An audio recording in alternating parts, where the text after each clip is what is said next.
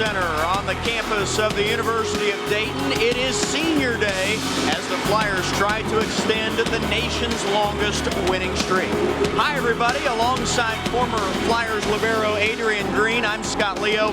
Thanks so much for being with us. Adrian, Dayton is playing some great volleyball right now, highlighted by a 3-2 win over George Washington here on Friday. Yeah, Scott, Flyers had a really tough match on Friday. George Washington played really tough as well. A lot of set points, a lot of great hustle and defense. Flyers found a way to come back and win, though. A big win for Dayton as they gear up for the Atlantic 10 Conference Tournament. Today they'll try and extend that winning streak to an even 20. But to do so, they've got to stop Morgan Martin of George Washington. She's closing in on 300 kills for the year. A good player. Yeah, George Mason playing really good volleyball right now. On Friday night, they took a set from St. Louis, so I think we can expect to see some tough matches today. 3.1 kills per set for Martin. 27 aces on the year. Can George Mason pull off the upset in their final game of this 2015 season? Starting lineups and all the action is coming up in just moments. It's Dayton hosting George Mason right here in Atlantic 10 Volleyball on Time Warner Cable Sports Channel.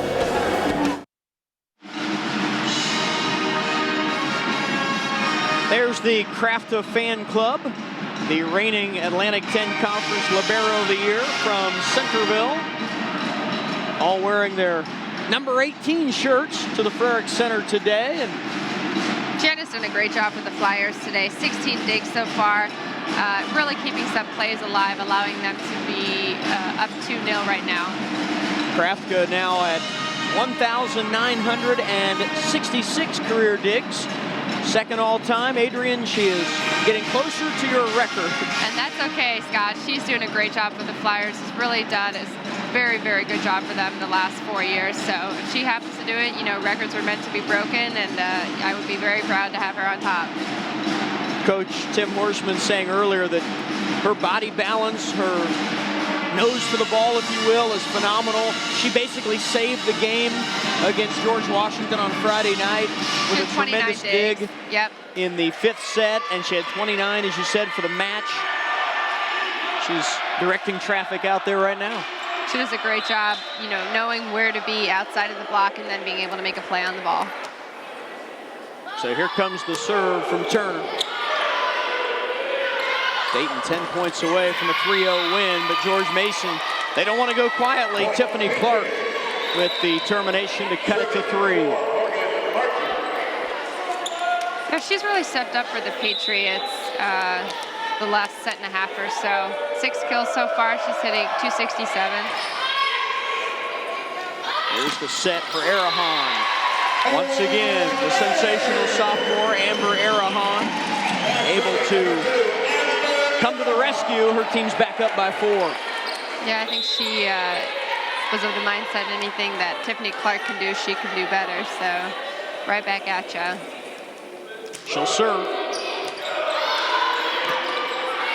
Bit of a miss hit from the libero for Mason. A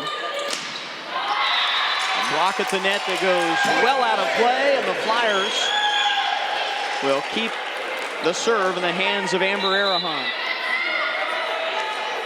Another look at it. It was once again Tiffany Clark trying to come up with the block. Good finish there. Meredith Bush, the senior from Pickerington, Ohio. For what it's worth, she is the only Ohio native on the George Mason roster. About an hour east of us. Kate Espinoza, the freshman, will serve. The short serve.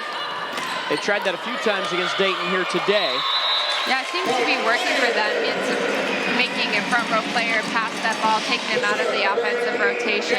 But great set by Jane Emmenecker and a great attack by Elena Turner there. Because Dayton doesn't have a whole lot of holes in the lineup, you really have to try and mix and match your approach if you're going to have any success against this team. So yeah, you can't be stagnant in your offense. You have to keep changing things up, keep Dayton's blockers from guessing what's going on. Here's how things have shaped up for Dayton during this 19-match winning streak. It has been a phenomenal run for the Flyers. It started on September 12th when the Flyers defeated Eastern Illinois 3-1 in the Dayton Invitational. That would be the first of many victories in the month of September for Dayton. Then they would enter Atlantic 10 play, 2 tough matches against Rhode Island. The Rams gave them the most trouble out of any of the opponents in the conference this year. Flyers in 5 sets beat them in 2 different meetings to keep the streak alive. And then the St. Louis Billikens right behind Dayton in the Atlantic 10 standings, but that was only until they came here in late October. They were no match for Dayton, as the Flyers beat them in 4 sets to extend their lead in the league standings. Arkansas State has won their match today against Appalachian State, so that is current 20-19, but Dayton will match them at 20 if they finish off the job here.